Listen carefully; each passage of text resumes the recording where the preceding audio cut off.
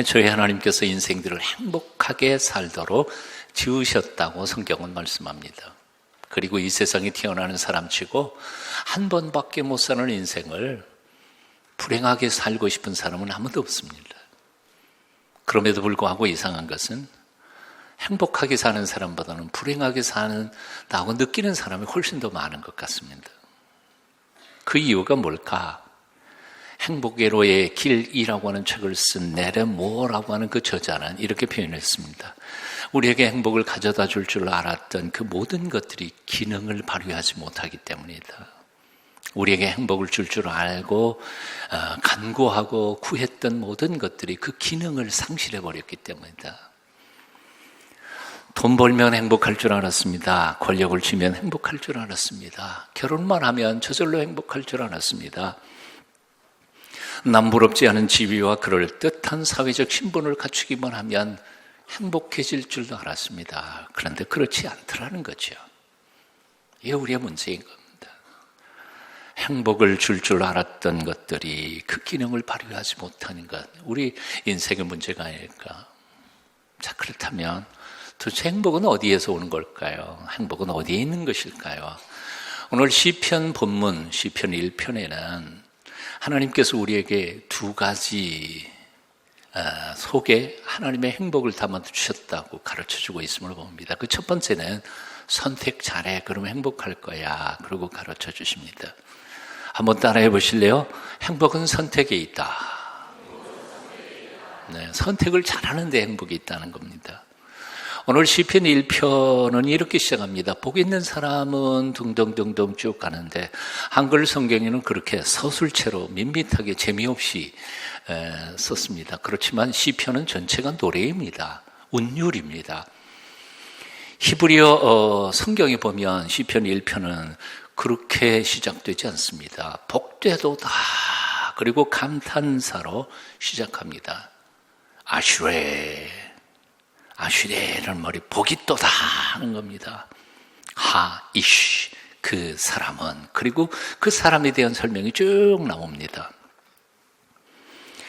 사실은 누가복음 본문에도 마카리오이라고 헬라어로 써 있는데 그것도 그냥 우리 한글 성경처럼 그런 사람은 복이 있다, 그런 게 아니에요. 가난한 사람은 복이 있도다, 그런 게 아니에요. 예수님께서 하신 말씀은 복이 있도다, 가난한 사람이요. 왜냐하면 내가 그를 부하게 만들어 줄 것이기 때문이다.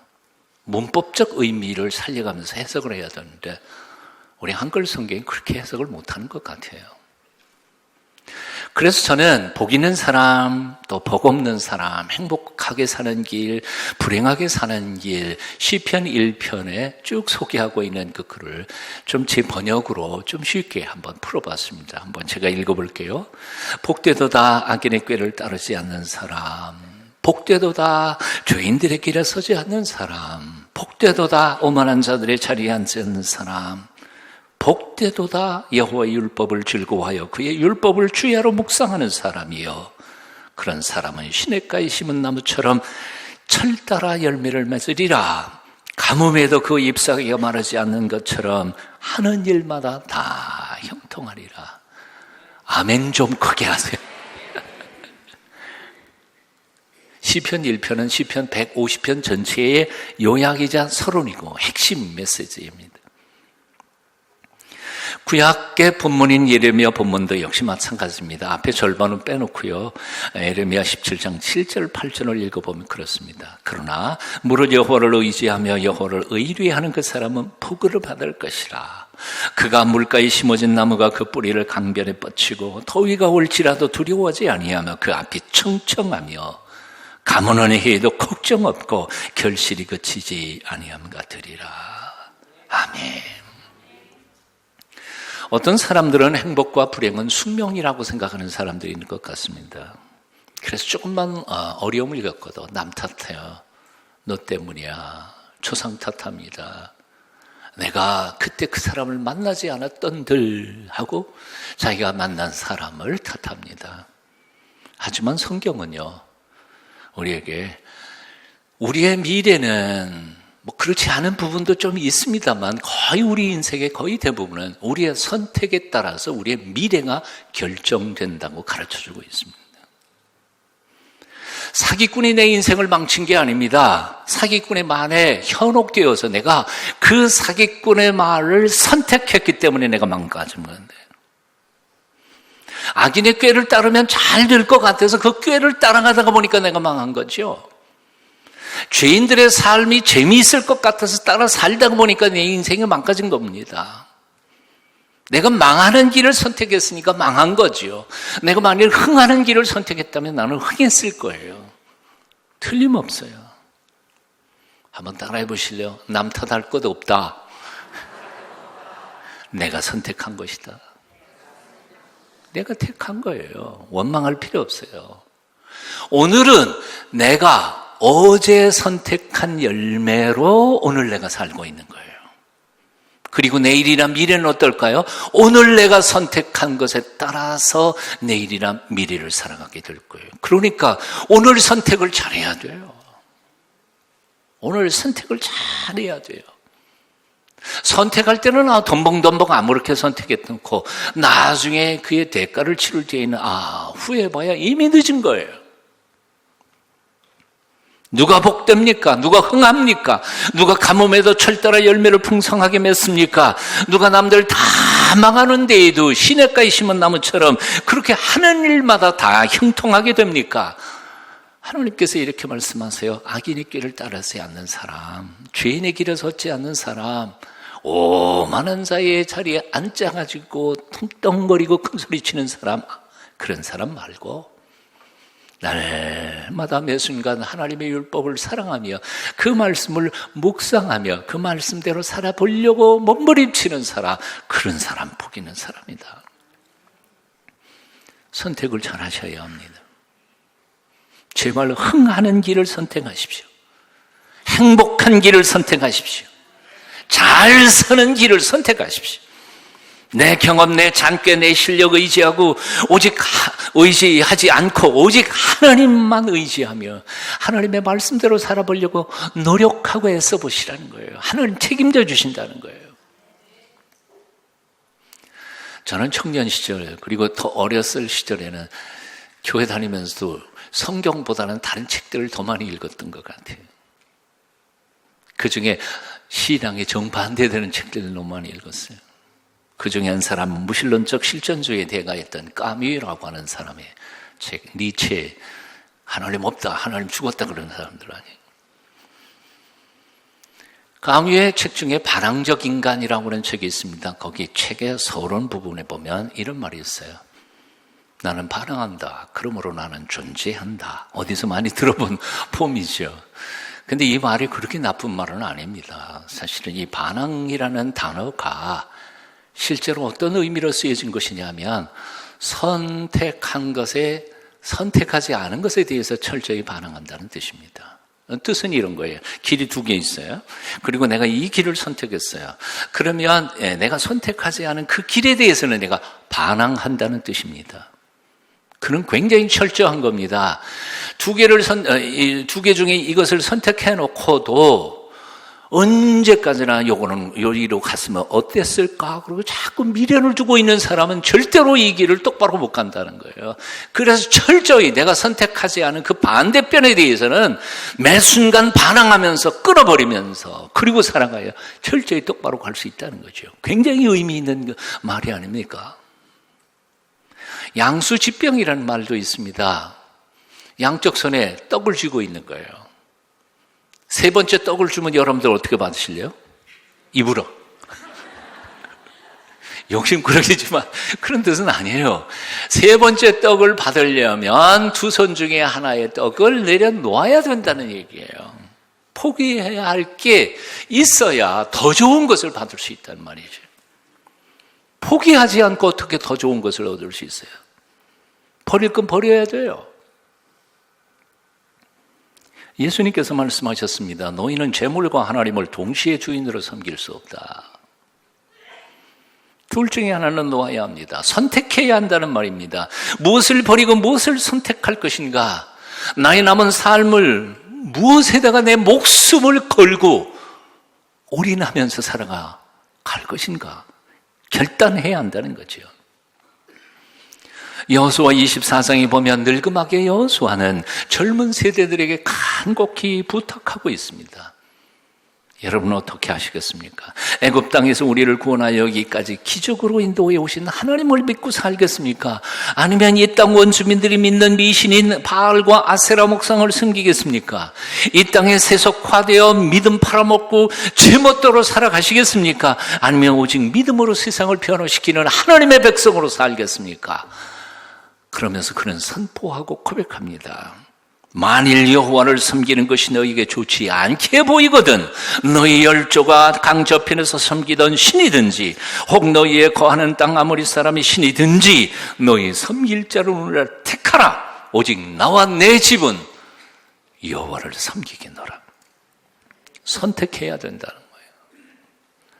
사실은 우리는 선택을 하지 않든 선택을 하든 간에 우리는 선택하면서 살아가고 있어요. 선택 안 하는 것도 선택하는 거예요. 아세요? 선택 안 하는 것도 이미 선택해서 그 길 가고 있는 거예요. 결단하셔야 돼요.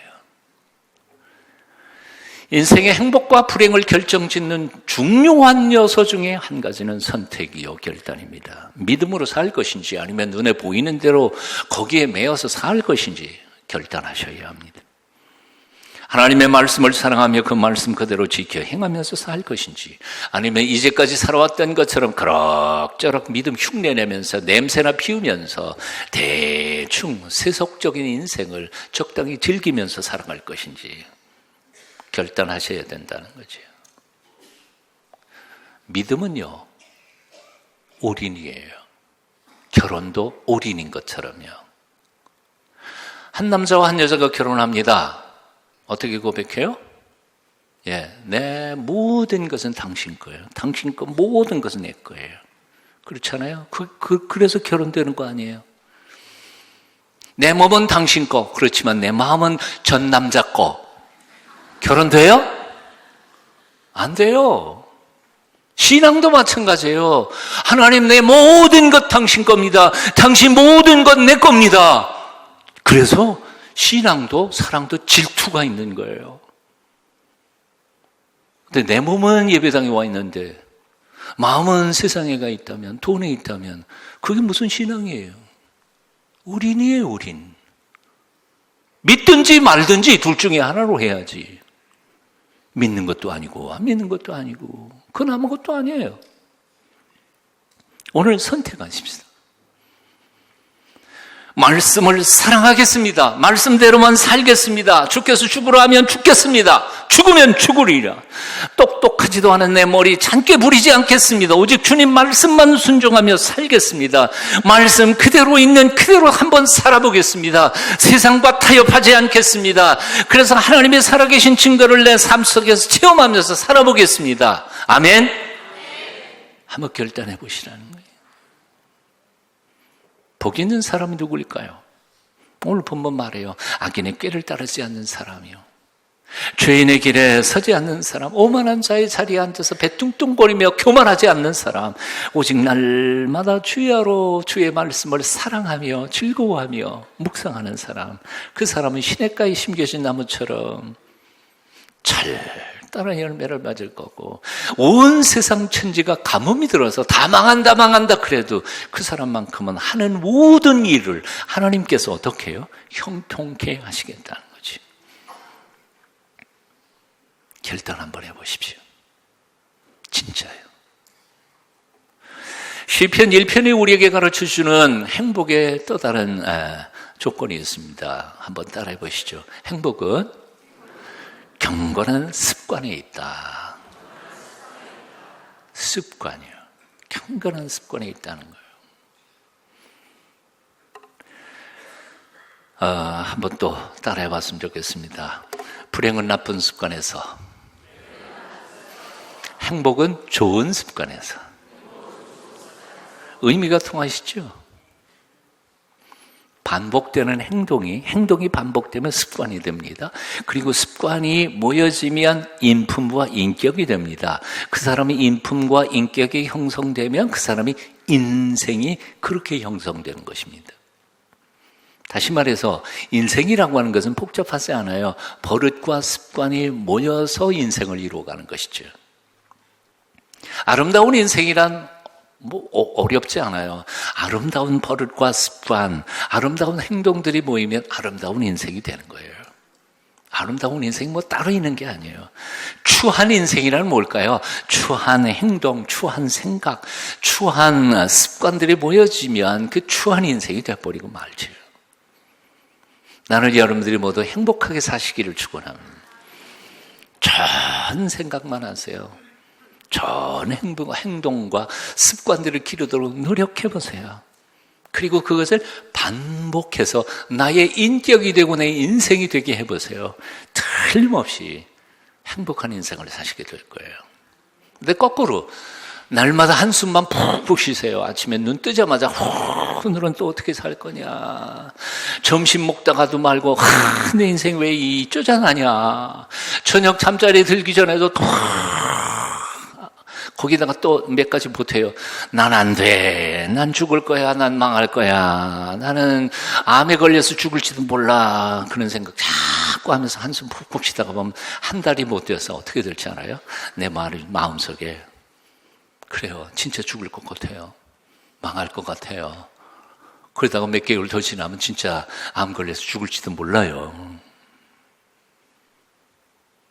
Psychosomatic disease라는 의학적인 용어가 있죠. 사이코, 정신이, 소마, 몸에 미치는 질병입니다. 시민성 질병이라고 그러죠. 예. 생각이 몸에 영향을 주어서 질병은 나게 돼 있는 거예요, 본래. 몸의 구조라고 하는 게요. 여러분 마음속에 미움을 키워보세요. 미운 사람 묵상하고 큐티하고 연구해보세요. 미운 사람 미운 이유를 10가지를 적어놓고 날마다 읽어보고 복습해보세요. 미워 죽겠죠. 근데 그 사람만 미운 게 아니에요. 그런 미움을 품고 살다가 보면요, 하나님도 믿고요, 나를 사랑하는 사람들도 미워 보이고요, 심지어 나중에 가다가 보면 나 자신도 나를 사랑할 수 없게 돼요. 불행해요. 한 번밖에 없는 삶, 한 번 가면은 다시는 돌아올 수 없는 이 일회적인 인생을 한숨과 낙심과 절망과 포기와 싸움과 시기 질투와 논쟁으로 낭비하지 않게 되시기를 축원합니다. 그저 아름다운 생각, 귀한 것들, 사랑과 겸손과 인내와 섬김의 버릇으로 꽉 채워서 정말 행복한 인생을 살아가게 되시기를 축원합니다. 성경을 보니까 어떤 이들은 모이기를 패하는 나쁜 버릇을 가지고 있었다고 지적을 받습니다. 히브리서 10장 25절, 모이기를 패하는 어떤 이들의 습관과 같이 하지 말고, 심지어는 하나님에게 불순종하는 습관을 가진 사람들도 있었습니다. 에레미야 22장 21절, 내가 어려서부터 내 목소리를 청종하지 아니함이 내 습관이라. 이런 사람들이 어떻게 하나님의 주시는 행복과 축복을 받아 누릴 수 있겠습니까? 요즘에 한국 땅에 가난한 교인들이 참 많다 그러죠. 예, 교회 안 나가지만 나 하나님 믿어. 그리고 나 신앙생활 똑바로 할 거야. 교회다운 교회가 내 눈에 아무 데도 없어. 그래서 안 나가. 그래서 가난, 안 나가. 거꾸로 해서 가난. 말은 참 멋있어요. 근데 맞아요. 나는 그들에게 이렇게 말하고 싶어요. 오케이. 여러분들이 말하는 것처럼 정말 마음에 드는 교회 별로 없어. 찾기도 힘들어. 하지만 만일 5년 안 나가고 10년 안 나가면 지금 가지고 있는 그 소중한 믿음이 과연 어디로 갈까? 10년 뒤에도 그런 믿음을 가지고 있을까? 의심스럽죠. 참 걱정이 돼요. 혹은 300만이라 혹은 600만이라 하는 가난한 교인들 참 걱정이 돼요. 오늘 일천적으로 우리 목사 장로들이 잘못해서 한국교회가 이 모양 이 꼴이 된 게 너무 미안하고 죄송하지만, 그러나 그럼에도 불구하고 마음에 안 들어도요, 100% 완전하지 않은 교회라 할지라도 그래도 안 나가는 것보다 나가는 게 훨씬 나으니까요. 예수님은 아무리 바빠도 늘 새벽기도 하시던 좋은 습관을 가지고 계셨습니다. 새벽 오히려 미명에 예수께서 일어나 나가 한적한 곳으로 가서 거기서 기도하시더니, 심지어는 새벽기도만 아니라 산기도 그리고 철야기도도 하셨습니다. 누가복음 22장 39절입니다. 예수께서 나아가서 습관을 쫓아 감람산에 가시며 제자들도 쫓았더니 그곳에 이르러 저에게 이르시되 시험에 들지 않기를 기도하라 하시고. 예수님이 누구입니까? 하나님이시죠. 하나님이신데도 불구하고 연약한 인간의 몸을 입고 이 땅에 내려오셨을 때에는 기도하는 습관, 경건한 습관이 없이는 아버지께서 맡겨주신 사명을 감당할 수 없으셨다는 거예요. 예수님도 새벽을 깨우고 산에 올라가서 기도하시고 철야를 밤을 새우면서 기도하셨다면 저와 여러분처럼 이렇게 미약하고 허약한 존재들이 하나님 앞에 이렇게 경건한 습관이 없이 어떻게 이 세상 악한 물결을 이겨낼 수 있겠습니까? 어떻게 우리가 이길 수 있겠어요? 우리가 어떻게 이 조그마한 믿음이라도 지켜갈 수 있겠습니까? 경건하고 거룩한 습관을 길러야 할 이유가 바로 여기 있는 거지. 여러분, 끊을 것을 끊으십시오. 오늘도 성령께서 우리의 마음속에 말씀하시는 게 있어요. 너 그거 버려!